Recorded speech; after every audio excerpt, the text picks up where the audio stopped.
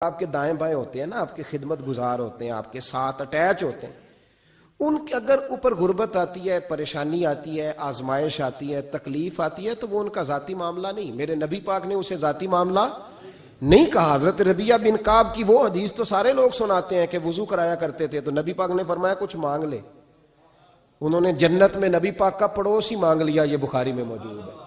لیکن وہ والی حدیث بھی پڑھو کہ جب نبی پاک نے انہیں کہا کہ ربیعہ تو مجھے وضو کراتا رہتا، شادی کیوں نہیں کرتا؟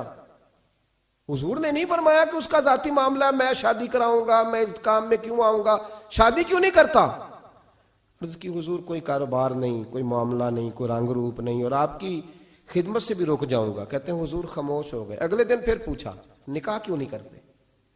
میں نے کہا حضور نہ کاروبار ہے، نہ گھر ہے، نہ مکان ہے، نہ رنگ روپ ہے، کون رشتہ دے گا؟ جب میں یہ کہہ کے باہر نکلا نا حضور خاموش ہو گئے، تو میرے دل میں خیال آیا ربیعہ تو بحث کیوں کرتا ہے اور ان کو بتاتا ہے جنہیں اللہ نے سارا کچھ ہی عطا فرمایا ہوا ہے. حضور کہتے ہیں شادی کیوں نہیں کرتا؟ تو چپ کر کے کہہ دے محبوبہ جیسے دل کرتا ہے ویسے کر دے، تو آگے سے دلیلیں دیتا پھرتا ہے. یہ بھی کو بات ہوئی. فرماتے ہیں اگلے دن میں نے ارادہ کر لیا، حضور نے اگر آج کہا تو کہہ دینا یا رسول اللہ جیسے دل ہو کرے. میں نے وضو کرایا، میرا خیال تھا حضور یہاں روک کے کہیں گے، یہاں روک کے کہیں گے، پر حضور نے آج بات ہی کوئی نہ کی. میں دیر تک سوچتا رہا یہاں کہیں گے، یہاں کہیں گے، پر آج حضور نے بات ہی نہ کی. میں پچھتا رہا تھا کہ 2 دن موقع ملا میں نے ضائع کر دیا. فرماتے ہیں وضو پورا کرا کے جب میں باہر نکلا، دروازے تک پہنچا تو محبوب نے آواز دی، بات سن. میں ٹھہر گیا. فرمایا شادی کیوں نہیں کرتے؟ کہتے ہیں میرا تو دل پھولوں کی طرح کھل اٹھا. میں نے کہا یا رسول اللہ جیسے دل کرتا ہے کرا دے. نبی پاک علیہ الصلوۃ والسلام نے فرمایا فلاں قبیلے کے سردار کے پاس جا، اسے کہا اپنی بیٹی کا نکاح تیرے ساتھ کر دے. کہتے میں گیا، تھوڑی دیر کے لیے توقف کیا انہوں نے، لیکن پھر وہ راضی ہو گئے. میں واپس آیا، سنو یہ جی اس کا ذاتی معاملہ ہے، لیکن نبی پاک نے دیکھا کہ اس کو ضرورت ہے میری، اس کا نکاح نہیں ہو رہا، گھر نہیں آباد ہو رہا، تو حضور نے پورا کردار ادا کیا. میرے محبوب کریم علیہ الصلوۃ والسلام نے حضرت حارثہ بن نعمان کو بلایا. فرمایا تیرا ایک مکان خالی ہے؟ کہ یا رسول اللہ ہاں. فرمایا یہ میرے ربیعہ کو دے دے، اس میں رہا کرے گا، دلہن کو لائے گا. حضرت بریدہ اسلمی کو بلایا. فرمایا ایک کھجور کی گٹھلی کے برابر سونا چاہیے. یا رسول اللہ کس لیے؟ فرمایا میرے اس غلام نے اپنی بیوی کو حق مہر دینا ہے. حضرت سیدنا عثمان غنی کو بلایا، تیسرے صحابی. فرمایا ایک مینڈے کا بندوبست تو نے کر کے دینا ہے. حضور کس لیے؟ فرمایا میں نے اپنے غلام کا ولیمہ کرنا ہے، بکرے کا بندوبست کر. ساری تیاریاں کر کے دیں. حضرت ربیعہ کہتے ہیں جب میں دلہن بیاہ کے گھر لایا تو میرے دوست یار رشتہ دار مبارک دینے آئے. کہنے لگے تیری کیا بات ہے، شادی بھی اعلیٰ خاندان، ولیمہ بھی، اور کھجور کی گٹھلی کے برابر حق مہر بھی. تو حضرت ربیعہ رو پڑے. فرمانے لگے میں تو کالا کلوٹا حبشی غلام تھا، سلام بھی کوئی نہیں لیتا تھا، مجھے مبارک نہ دو، میرے مصطفیٰ پہ درود و سلام پڑھو. یہ سارا حضور کا کرم ہے. کہتے ہیں اس کا ذاتی معاملہ ہے، بھئی سارا دن تیرے ساتھ رہتا ہے، اٹھتا ہے بیٹھتا ہے، تیری نوکری کرتا ہے، تو نے کبھی پلٹ کے دیکھا ہی نہیں، تو نے کبھی اشک شوئی نہیں کی، تو نے اتنا ٹائم ہی نہیں دیا کہ تیرے کندھے پہ سر رکھ کے رو سکے، تیری توجہ ہی نہیں. نبی رحمت علیہ السلام دائیں بائیں والوں آگے پیچھے والوں کا خیال رکھتے، جہاں جس کو ضرورت ہوتی حضور اس کی ضرورت میں پہنچتے، اشک شوئی کرتے، نبی پاک پیار کرتے. کہتے ہیں اس کا ذاتی معاملہ ہے. میں کیا کروں؟ سنو حضرت جابر بن عبداللہ رضی اللہ تعالیٰ عنہ کے جو والد تھے نا حضرت عبداللہ بن عمر رضی اللہ تعالیٰ عنہ، وہ اعلیٰ ترین احد کے شہید ہیں کہ نبی پاک فرماتے ہیں رب کریم نے خود ان سے گفتگو فرمائی ہے، خود ان سے گفتگو کی اللہ تبارک و تعالیٰ نے. حضرت جابر بن عبداللہ کے والد عبداللہ بن عمر احد میں شہید ہو گئے تھے. 6 یا 10 بہنیں تھیں ان کی. قرضے چڑھ گئے، کاروبار میں نقصان ہو گیا. ضروری نہیں کہ کوئی آدمی دھوکے بازی ہو تو وہ مقروض ہوتا ہے، یہ ضروری نہیں. تلک الایام نداولھا بین الناس، اللہ لوگوں کے دن پھیرتا ہے، حالات تبدیل کرتا ہے. اب صحابی پہ کچھ شک کر سکتا ہے؟ لیکن حضرت جابر کہتے ہیں اتنا قرضہ چڑھ گیا کہ ایک ایک بال میرا قرضے میں ڈوب گیا. قرضے بڑے دینے تھے، مقروض آتے، تنگ کرتے. خود نبی کریم علیہ السلام نے فرمایا ہے کہ جو مقروض ہوتا ہے وہ قیدی ہوتا ہے، جب تک قرض دے نہیں لیتا اتنی دیر تک وہ آزاد نہیں ہوتا.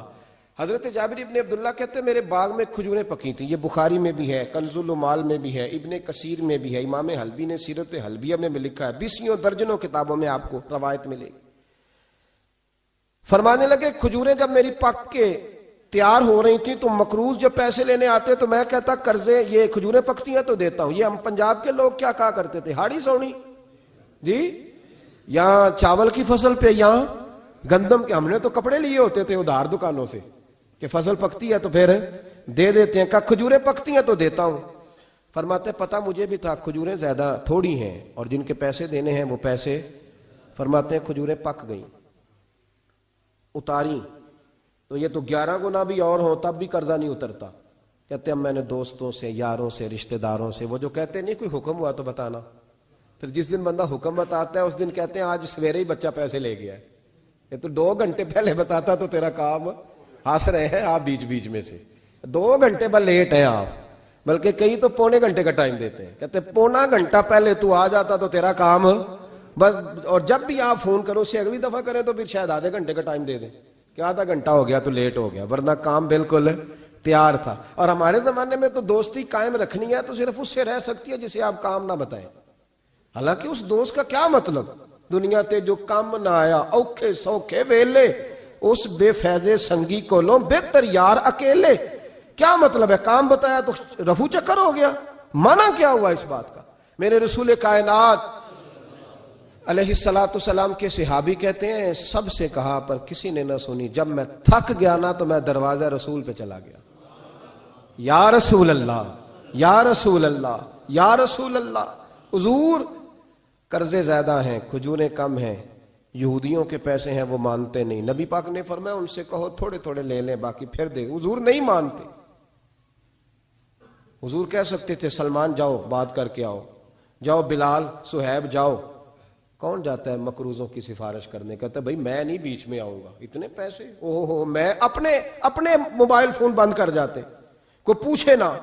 لیکن نبی کریم علیہ السلام نے فرمایا سنو, خود رسول پاک نے, خود نبی پاک نے, حضور نے فرمایا چل میں تیرے ساتھ چلتا ہوں, چل میں تیرے ساتھ چلتا ہوں. مقروض کے ساتھ, امیر کے ساتھ نہیں, اس کے ساتھ نہیں جس نے پیسے لینے ہیں, بلکہ حضور مقروض کے ساتھ, گرے ہوئے کے ساتھ چلے. چل میں چلتا ہوں. یہودی تک گئے, فرمایا کچھ لے لے, یہ بیچارہ دھوکے باز نہیں الجھ گیا ہے, غربت, کچھ لے لے باقی پھر دے دیں گے. کہنے لگا سارے ہی لینے ہیں. جب اس نے بات نہ مانی تو پھر یہ اللہ کے رسول ہے نا. اعلیٰ حضرت فرماتے ہیں میرے کریم سے گر قطرہ کسی نے مانگا, دریا بہا دیے, دوربے بہا دیے. یہ دوربے کیا ہوتے ہیں, یہ مجھے پوچھا تھوڑے دن پہلے ایک شخص نے. آپ سنتے رہتے ہیں نا شعر, آپ تو ترجمہ پوچھتے ہی نہیں نا, کبھی پوچھ لیا کریں کہ اس کا معنی کیا ہے, کبھی پرچی لکھ لیا کریں تاکہ کوئی جب آپ سے پوچھے تو یہ دوربے کیا ہے. لفظ دوربے ہے ہی نہیں اصل میں. اعلیٰ حضرت کو پڑھتے نہیں نا لوگ تو انہیں پتہ ہی نہیں وہ بات کتنی اعلیٰ. یہ لفظ دوربے نہیں ہے. اعلیٰ حضرت کہتے ہیں میرے کریم سے گر قطرہ کسی نے مانگا, دریا بہا دیے ہیں, دور بے بہا دیے ہیں. دور علیحدہ ہے اور بے بہا, دور کہتے ہیں ہیرے کو, ایک معنی ہیرا ہے. دور بے بہا, بے بہا کی تو سمجھ آتی ہے نا, دور بے بہا دیے ہیں یعنی ہیرے بے بہا دیے ہیں اسے. اب سمجھ آئیے بات کی, دریا بہا دیے ہیں, دور بے بہا دیے ہیں, یہ معنی ہے شعر کا. تو جب وہ نانا مانا یہودی تو نبی کریم علیہ السلام فرمانے لگے نہیں تو پھر پورے لینے ہیں. کہنے لگا جی پورے لینے. حضور فرمانے لگے کل آ جانا سارے دے دیں گے, پورے پیسے تیرے ملیں گے, تو آ جانا. حضرت جابر ابن عبداللہ کو حضور نے فرمایا کھجوریں اتار کے نا تو اپنے باغ میں ڈھیر لگا اور میں آیا. حضرت عمر حدیث کے راوی ہیں, فرماتے ہیں بس رسول پاک چل پڑے. حضور نے کندھے پہ رومال رکھا, حضور چل پڑے. کوئی چٹائی نہیں بچھائی, حضرت جابر کہتے ہیں کوئی صوفہ نہیں رکھا, کوئی پھولوں کے ہار نہیں. حضور آئے, 2-3 چکر میرے باغ کے لگائے اور کھجوروں کے ڈھیر کے پاس بیٹھ گئے. فرمایا بلا جس کے پیسے دینے, بلا, اب تنگی داماں پہ نہ جا اور بھی کچھ مانگ, بلا. فرماتے بندے کو بلایا. حضور نے فرمایا کتنے پیسے؟ حضور اتنے درہم دینار ہے. فرمایا کھجوریں تولتا جا اور دیتا جا. فرماتے ہیں میں دیتا گیا. میں نے کہا حضور اس کے پیسے پورے ہو گئے. حضور مسکرا کے فرمانے لگے چل 4-5 کلو کھجوریں اضافی دے دے, کوئی عرض نہیں. کہتے ہیں وہ بھی دے دی. حضور نے فرمایا بلا دوسرے کو. فرمایا اس کو بھی بلایا, تولتا گیا, دیتا گیا, حضور پورے ہو گئے. نبی کریم علیہ الصلوۃ والسلام نے فرمایا چل 4-5 کلو کھجوریں زیادہ دے دے. کہتے ہیں قرضے بھی دے دیے, 5-5 کلو کھجوریں بھی زیادہ دے دی. محبوب اٹھے, کچی زمین پہ بیٹھے تھے. حضور نے لباس مبارک کو جھاڑا, رومال کندھے پہ رکھا. فرمایا میں مسجد جا رہا ہوں, وہاں آ کے مجھے خبر دینا, وہاں آ کے مجھے بتلانا کہ جب میں آیا تھا تب کھجوریں زیادہ تھی کہ جب واپس گیا ہوں تب زیادہ ہے. وہاں مجھے آ کے اطلاع دینی ہے, بتانا ہے مجھے. وہاں آ کے میں جا رہا ہوں, مجھے بتانا ذرا وہاں آ کے. حضرت جابر ابن عبداللہ کہتے ہیں میں نے کھجوریں تولی, میں تھک گیا. میں تھک گیا, ڈھیر تو چھوٹا تھا پر وزن ہی بڑا نکلا. کہتے ہیں میں تھک گیا, جتنی دی تھی نا اس سے زیادہ تول کے باقی پڑی رہنے دی. میں مسجد میں گیا, ذرا لفظ سننا حدیث کے. کہتے ہیں مسجد میں گیا, جا کے عرض کی یا رسول اللہ میں تول آیا ہوں. جب آپ آئے تھے تھوڑی تھی, اور جب واپس آئے ہیں تو کئی گنا بڑھ گئی ہیں. حضور نے پتہ کیا فرمایا؟ فرمایا یہ بات نا جو تو نے مجھے بتائی ہے, یہ بات ذرا میرے عمر فاروق کو بھی بتا. عمر بڑا راضی ہوگا. عمر کو بھی بتلا یہ بات. گویا نبی پاک کے معجزات کی, فضائل کی, شمائل کی باتیں جب بتائی جاتی تھیں صحابہ کے دل ٹھنڈے ہوتے تھے. عمر کو بھی بتا, عمر راضی ہوں گے. جناب جابر ابن عبداللہ رضی اللہ تعالیٰ عنہ فرماتے ہیں میں حضرت عمر کے پاس گیا, میں نے کہا عمر میری یہ رائے تھی کہ جتنی میری کھجوریں ہیں 11 گنا اور بھی اتنی ہوں تو پھر بھی قرضہ نہیں اترتا, لیکن سارے قرضے بھی اترے, 5-5 کلو کھجوریں بھی زیادہ دے دی اور پہلے سے زیادہ کھجوریں پڑی ہیں. تو کہتے ہیں حضرت عمر کی آنکھیں روشن ہو گئیں, چہرہ مسکرانے لگا, کہنے لگا تو اب بتا رہا ہے نا, اب واپس آ کے رزلٹ سنا رہا ہے. تو صحابہ سے پوچھ لے, جب نبی کریم گئے تھے تو میں نے اسی وقت کہا تھا. حضور کے جاتے ہی میں نے کہا تھا اب دیکھنا رب کریم جابر بن عبداللہ پر ساری ہی رحمت نازل فرما دے. اللہ ہر قسم کا کرم فرمائے گا, خیر ہی خیر ہو جائے گی. دیکھ لے میں نے پہلے بتلا دیا. میرے نبی پاک سلام چھوٹی چھوٹی باتوں کا خیال رکھ, چھوٹی چھوٹی چیزوں پر توجہ دیتے, خیال کرتے کس کو کس وقت کس چیز کی کہاں حاجت ہے, اس کی وہ حاجت پوری کی جاتی, اس کا دھیان رکھا جاتا. حضرت جابر خود فرماتے, یہ مسلم کے لفظ ہے, فرماتے ایک دفعہ میں حضور کے ساتھ جہاد پہ گیا تھا, میرا اونٹ کمزور تھا, میں پیچھے رہ گیا. ہمارے یہاں شرط لگتی ہے نا, اللہ تعالیٰ خیر فرمائے, ایک بھائی گاڑی خریدتا ہے پھر دوسرا چاہے زیور بیچے اس نے بھی خریدنی ہوتی ہے, ورنہ گھر میں گھسنے کی اجازت نہیں ملتی. بہت سارے خرچے, یہ جو جوائنٹ فیملی سسٹم ہے نا, اکٹھے جہاں بھائی رہتے ہیں 3 4 5 6, اس کے بہت سارے خرچے ضد کی وجہ سے بڑھ جاتے ہیں. اس نے کیا ہے تو لہذا میں نے بھی, ہوتا ہے نا جی ایسے. تو پھر اس ضد میں کوئی پیچھے پلٹ کے نہیں دیکھتا کہ چلو جو پیچھے رہ گیا اس کا بھی ہاتھ پکڑے ساتھ آ جائے, دوڑتے رہتے ہیں. اس میں بیچارے کئی تھک جاتے ہیں, کئیوں کے پیر دوڑ دوڑ کے سوج جاتے ہیں, بڑے مسئلے بنتے ہیں, لیکن پیچھے پلٹنے کو کوئی تیار ہے؟ اس دوڑ نے ہمیں تھکا کے رکھ دیا. مسلم میں ہے, جناب جابر ابن عبداللہ کہتے ہیں حضور کے ساتھ میں جہاد پہ گیا, واپس آ رہا تھا, میرا اونٹ کمزور تھا, بوڑھا تھا, بیمار تھا, سب لوگ آگے گزر گئے, میں پیچھے رہ گیا. کچھ میں پریشان رہتا تھا غربت سے, تو میں مایوس بھی تھا, ذرا پیچھے رہ گیا, پریشان تھا. فرماتے ہیں نبی پاک نے نا 2-3 دفعہ پلٹ کے دیکھا, ادھر دیکھو. میں نے اپنی زندگی میں بڑے لوگ دیکھے ہیں, وہ امیروں میں چلے گئے, پیچھے پلٹ کے انہوں نے غریبوں کو کبھی نہیں دیکھا. کہ وہ ایک دوست ہوتا تھا ہمارا جو ماڑا ہے, غریب ہے, پلٹ کے نہیں دیکھا. کہتے ہیں نبی کریم علیہ الصلوۃ والسلام نا آگے گئے, سب سے آگے. حضور نے 2 4 5 دفعہ نا پیچھے پلٹ کے دیکھا. جابر ابن عبداللہ کہتے ہیں جب میں نظر نہ آیا تو میرے محبوب کا انداز کریمانہ دیکھیں, حضور اعلانیہ فرمانے لگے, بھئی مجھے جابر نہیں نظر آ رہا, بے خبر ہو جو غلاموں سے, واقعہ کیا ہے, واقعہ کیا ہے. یہاں ہمارے استاد جب یہ حدیث پڑھا رہے تھے نا, یہ حدیث پڑھا رہے تھے تو اچانک رونے لگ گئے. میں نے کہا حضور کیا ہوا, رو کیوں پڑے؟ تو کہنے لگے یار سوچتا ہوں جو محبوب جہاد سے واپسی پر اپنے غلاموں کو نہیں بھولے وہ میدان محشر میں کیسے بھول جائے گے. وہ وہاں بھی پوچھیں گے فلانا کدھر گیا, فلانا کدھر گیا, ایک ایک کا نام لیں گے. حضور نام لیں گے, ہماری موج بن جائے گی. نبی کریم نے پلٹ کر کے دیکھا, جابر نہیں نظر آ رہے.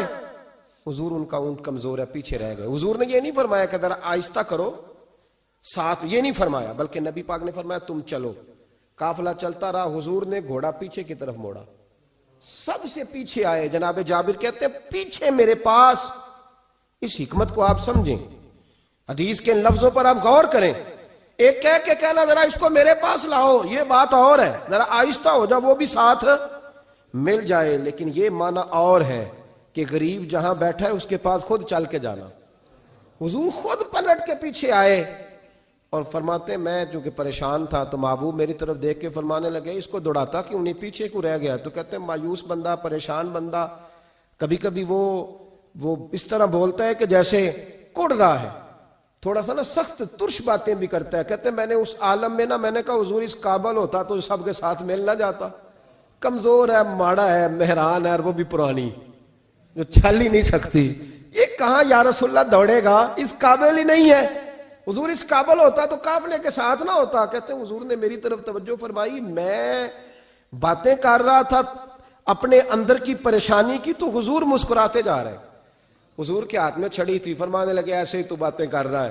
نبی پاک نے اونٹ کی پشت پہ چھڑی لگائی اور فرمایا تو دوڑتا کیوں نہیں؟ بڑے ہلکے سے مسکرا، اوے تو دوڑتا کیوں نہیں؟ تو جناب جابر ابن عبداللہ کہتے ہیں جو سب سے پیچھے تھا نا وہ سب سے آگے نکل گیا، وہ دوڑتا گیا دوڑتا۔ فرماتے ہیں میرا چہرہ بھی عجیب سا، لوگ میرے انداز دیکھیں کہ یہ کیسے آگے نکل گئے، کیسے، کبھی نہ سوچ یہ کیسے نکل گیا، بس سمجھ لے آگے وہی نکلا ہے جسے مصطفیٰ کی تھپکی مل گئی ہے۔ تو یہ نہ کہ سیاست کر گیا، چلاکی کر گیا، بس تھپکی مل گئی تو بات بن گئی۔ کہتے ہیں میں نکل گیا آگے، حضور کی تھپکی جو ملی تھی۔ حضرت جابر ابن عبداللہ کہتے ہیں حضور گھوڑا دوڑا کے میرے پاس آئے، خود حضور نے میرا اونٹ تیز کرایا نبی پاک کی برکت سے۔ تو قریب آ کے فرمانے لگے ٹھہر جا یار، ہم بھی تیرے قافلے میں، ہمیں بھی ساتھ لے لے۔ فرماتے اب تو میں رو ہی پڑا کہ خود بھیک دیں، خود ہی کہیں منگتے کا بھلا ہو، ٹھہر جا یار ہمیں بھی ساتھ لے لے۔ جناب جابر ابن عبداللہ رضی اللہ تعالیٰ عنہ فرماتے ہیں کہ جگہ پڑاؤ کیا، رکے، ٹھہرے، کھانے پینے کو، نماز پڑھنے۔ نبی کریم نے مجھے بلایا، میں حاضر ہوا تو کہا یا رسول اللہ حضور حکم۔ تو محبوب فرمانے لگے جابر یار تیرا اونٹ میں نے نرالا ہی دیکھا، بوڑھا ہو کے سب سے آگے نکل جاتا ہے، بیمار ہو کے، کمزور ہو کے۔ کہتے ہیں میں چہرہ دیکھتا جا رہا ہوں کہ حضور سارا ہی پتہ ہے آپ کو، میں کیا عرض کروں؟ تو محبوب فرمانے لگے پسند آ گیا، بیچ نہیں دیتے میرے ہاتھ؟ کہا یا رسول اللہ آپ رکھ لیں۔ حضور آپ کا یہ؟ فرمایا نہیں میں پیسے دوں گا۔ کتنے کا ہے؟ کہا یا رسول اللہ آپ رکھ لیں۔ فرمایا پیسے دوں گا۔ یا رسول اللہ مارکیٹ میں جاؤں تو 6-7 دینار کا بکے گا۔ فرمایا نہیں بھائی میں تو پورے 10 دوں گا۔ 6-7 نہیں، میں تو پورے، حساب سیدھا، 6-7 کا کیا حساب ہوا، 10 پورے کا۔ حضور پھر بندہ نوازی ہے نا، کون بول سکتا ہے؟ حضور نے فرمایا بلال تیرے پاس 10 دینار تھے؟ حضور ہیں۔ فرمایا ان کو دے دو، اونٹ کے پیسے رکھ لو اور مال نہ مدینے جا کے دے دینا۔ جابر ابن عبداللہ کہتے ہیں میں مدینے گیا شام کو، میں نے نا کبھی اپنے اونٹ کی اتنی خدمت نہیں کی جتنی اس دن کی۔ میں نے اسے بڑے پیار سے نہلایا، میں نے نئی رسی خرید کے اسے نکیل ڈالی، آج محبوب کی بارگاہ میں لے کے جانا ہے۔ کہتے ہیں تیاری کر کے نا، تیاری پوری تیاری کر کے، تن تندور ہڈاں دا بالن تے اسی ہاواں نال تپایا، کپ کپ مکیاں پیڑے کیتے، عشق پلیتھن لایا، تن دا سالن تے من دی ہانڈی، اتو لون صبر دا پایا، غلام فریدا وے میں ساری تیری، تینوں اجے یقین نہیں آیا۔ کہتے ہیں اسے بڑے پریم سے، بڑی محبت سے سجا کے، سوار کے، نکھار کے، تیار کر کے میں نبی کریم کی بارگاہ میں لے کے گیا۔ ظہر کی نماز پڑھ کے حضور نکلے، میری طرف دیکھا، میں نے کہا حضور پیسے لے لیے تھے، یہ آپ کا سامان ہے، مال ہے؟ کہتے ہیں حضور نے نکیل تھامی، میں واپس پلٹا، بھی گلی کی نکر مڑا نہیں تھا، حضور نے آواز دی جابر ذرا سن تو صحیح۔ کہتے ہیں میں واپس آیا تو حضور مجھ سے باتیں کرنے لگے، فرمانے لگے یہ میرا اونٹ ہے، اسے کمزور اور بوڑھا نہ سمجھنا، کبھی جانوروں میں دوڑا کے دیکھنا سب سے آگے نکل جاتا ہے۔ اور کریم محبوب فرمانے لگے 6-7 دینار کا نہ سمجھنا، میں نے پورے 10 دینار کا خریدا۔ اور پھر حضور پھر مسکرائے، فرمایا جابر تمہیں پتہ ہے تحفہ لینے دینے سے محبت بڑھتی ہے؟ حضور ہاں۔ فرمایا رکھ لو میں تمہیں تحفے میں دینا چاہتا ہوں، رکھ لو میں تحفے میں دینا چاہتا ہوں۔ جناب جابر ابن عبداللہ کہتے ہیں میں واپس لوٹ رہا تھا، رو رہا اور کہہ رہا تھا جیسا نبی اللہ نے مجھے دیا، جیسا رسول اللہ نے، سب سے اولا ہو آلہ ہمارا نبی، سب سے بالا ہو آلہ ہمارا، کون دیتا ہے دینے کو منہ چاہیے، دینے والا ہے سچا ہمارا نبی، غمزدوں کو رضا مجدہ دیجئے کہ ہے بے کسوں کا سہارا ہمارا، نبی کریم سید عالم صلی اللہ علیہ وسلم دائیں بائیں آگے پیچھے خیال رکھتے کس کو کس وقت کس انداز میں کتنی حاجت ہے. حضرت مقداد حضور کے غلام ہیں. وہ کہتے ہیں میں تھا اور میرے ساتھ 2 صحابہ اور تھے. ہمیں بھوک لگ گئی. مدینے میں نا کچھ قحط کا سما تھا, کئی دنوں سے بارش نہیں ہوئی تھی, فصلیں نہیں پکی تھی. فرماتے ہیں بھوک نے بڑا ستایا. ہمارا یہ طریقہ تھا کہ جب ہمیں شدید بھوک لگتی تھی تو ہم کسی صحابی سے کوئی مسئلہ شرعی مسئلہ دریافت کرتے تھے. یہ اب جا کے ہر قاری صاحب پہ ہر امام صاحب پہ فٹ نہ کر دینا بات. آپ باتیں سنتے ہیں پھر ترجمے اپنی مرضی کے کرتے ہیں. جا کے ہر مولوی صاحب پہ فٹ نہ کر دینا. کہتے جب مسئلہ پوچھتے تھے نا کسی صحابی سے تو پہلے روٹی کھلاتا تھا پھر مسئلہ بتاتا تھا. اب میں پہلا وضاحت کر لی یہ گل دی آپ, اس لیے میں نے اگلی بات بعد میں کی ہے, کیونکہ آپ نے اسی حساب سے روٹی کھلانی ہے نا جس حساب سے اپنے امام کو تنخواہ دیتے ہو, اسی حساب سے روٹی کھانی ہے نا اس بیچارے. تو فرمانے لگے کہ جب نہ ہم کسی شخص سے کسی صحابی سے مسئلہ پوچھتے نا تو پہلے وہ, اس لیے یہ جو آستانوں پہ لنگر ہوتا ہے, یہ جو بزرگان دین خانقاہوں پہ لنگر رکھتے ہیں, یہ صحابہ کا طریقہ ہے کہ جس کو دین بتایا جاتا تھا اسے پھر لنگر بھی کھلایا جاتا ہے. بہت سارے لوگ اس کا مذاق اڑاتے ہیں کہ یہ کیا ہے بھئی, یہ رسول اللہ کی سنت ہے. صلی اللہ ہو, پڑھیے درود صلی اللہ ہو. چلے جنہوں نے پہلے نہیں پڑھا وہ بھی شامل ہو جائے, پڑھے صلی اللہ تعالی علیہ وسلم. فرماتے ہیں اس دن بڑی بھوک لگی. 3 دوست تھے ہم, 3 صحابہ تھے. ہم نے حضرت ابوبکر صدیق کو گلی میں کھڑا کر لیا. سب صحابہ کے حالات کچھ نہ کچھ ان دنوں میں نا ٹائٹ تھے, کمزوری تھی, چونکہ فصلیں نہیں تھی, بارشیں نہیں تھی. ابوبکر ایک مسئلہ پوچھنا ہے. کہتے کھڑے کھڑے جناب صدیق اکبر نے کہا پوچھو. پہلے روٹی بھی ساتھ پوچھتے تھے, کہنے لگے چلو پوچھو. کہتے مسئلہ پوچھا اور بتا کے رخصت ہو گئے.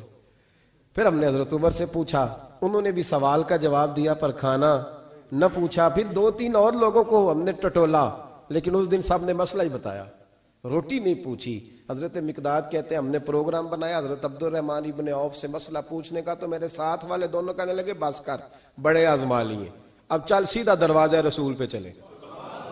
اب مسئلہ پوچھنا ہے تو ان سے پوچھنا جن سے سن کے ساری دنیا مسئلے بتاتی ہے, انہی سے پوچھتے ہیں, ڈائریکٹ چلتے ہیں. کہتے ہیں ہم آئے مسجد نبی میں, حضور بیٹھے تھے.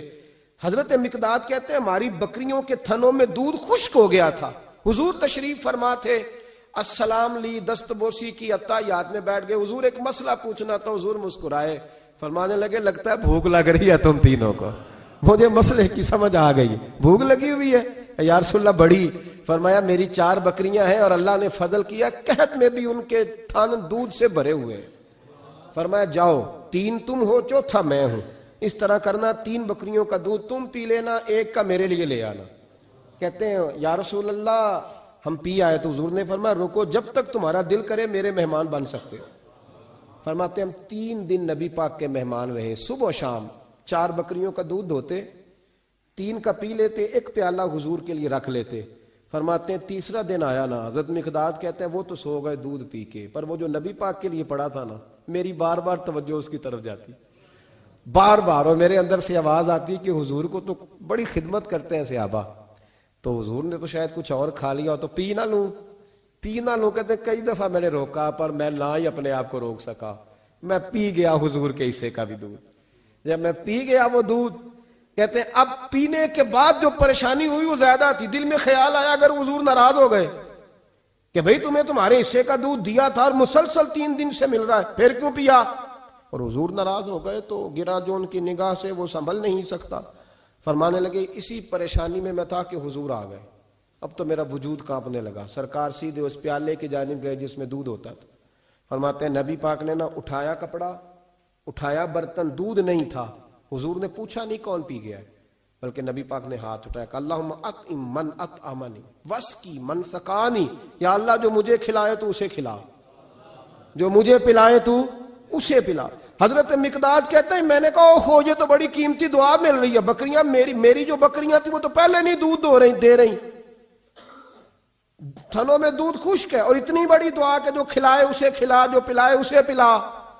نبی کریم علیہ السلام کی دعا سنی تو کہتا میں بستر کے اندر منہ دیا ہوا تھا, جھٹ سے میں نے کپڑا اتارا, چھری پکڑی اور اپنے باڑے میں چلا گیا کہ ایک بکری ذبح کر کے لاتا ہوں, حضور کو کھلاتا ہوں تاکہ یہ دعا مجھے مل جائے کہ یا اللہ جو مجھے کھلائے تو اسے کھلا. فرماتے ہیں میں بکریوں کے باڑے میں گیا, جن بکریوں کو کئی دن ہو گئے تھے دودھ نہیں دیا تھا، جیسے ہی میں نے چراغ جلایا میں حیران ہو گیا کہ سب کے تھن دودھ سے بھرے ہوئے۔ کہتے میں نے 3-4 بکریوں کا دودھ دھویا، برتن میں بھرا، محبوب کی بارگاہ میں لایا۔ کہتے ہیں حضور نے خوش ہو کے پیا۔ جب پی لیا نا نبی کریم نے تو حضور فرمانے لگے چل میں نے تیرا لایا، پی لیا، اب یہ بتا میرا کس نے دیا تھا؟